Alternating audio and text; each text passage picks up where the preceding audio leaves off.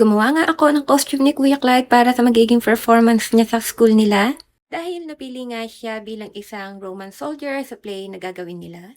Gumamit na nga lang pala ako ng mga lumang t-shirt at tela para dito sa kanyang magiging costume. At ito nga ang aking nakita mga mima, ang aking yung lumang t-shirt na i-repair ko na sasakto nga sa sukat ni Kuya. Dahil mabilis ang DIY nga lang ito mga mima, kaya nga hindi na ako tumahi pa. Pero oversized t-shirt pa rin nga ang datingan at tirada ng magiging costume niya. Iyon naman nga kasi talaga ang datingan ng mga kalalakihan dati na parang mga nakadress or nakabistida. Pagkatapos kong ang mabuo ang t-shirt, nag-proceed naman nga ako sa magiging pinaka-soldier armor niya.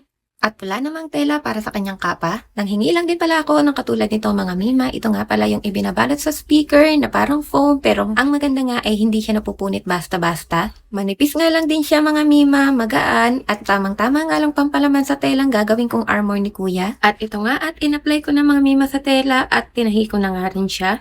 Tapos magdadagdag na nga lang tayo ng mga iba pang detalye tulad nga ng itong pag-gold ribbon sa gilid ng kanyang Roman soldier armor. Medyo mas natagalan nga ako dito mga mima dahil kailangan nga ay ang bawat gilid ng damit ang lalagyan ko. Fabric tape na nga lang din pala ang aking ginamit mga mima para mas mabilis nga siyang ikabit. Mabilis ang DIY nga lang kasi ito mga mima at 2 araw na lang igagamitin niya na. Sa totoo nga lang mga mima, kapag dating nga kay Kuya at kay Kobe, hindi na nga ako masyadong nagdi-DIY pa. Especially nga kung may oras, ino-order ko na nga lang sila. At dahil nga last minute niya na sa akin nabanggit, wala na nga akong choice mga mima. Dahil hindi ko nga alam kung o-order pa ako ng online, aabot ba talaga. Kaya nga pinilit ko na lang magpuyat ng 2 araw mga mima matapos nga lang itong costume niya.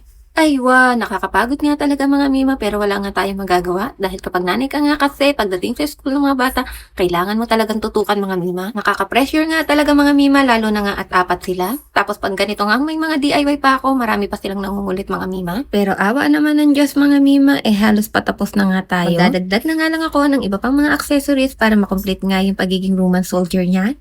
O lats na nga mga mima at laglag na nga ang aking mga mata. Buti naman nga natapos ko na. Aywa, tapos na. Ito na nga ang Roman soldier na costume ni Kuya.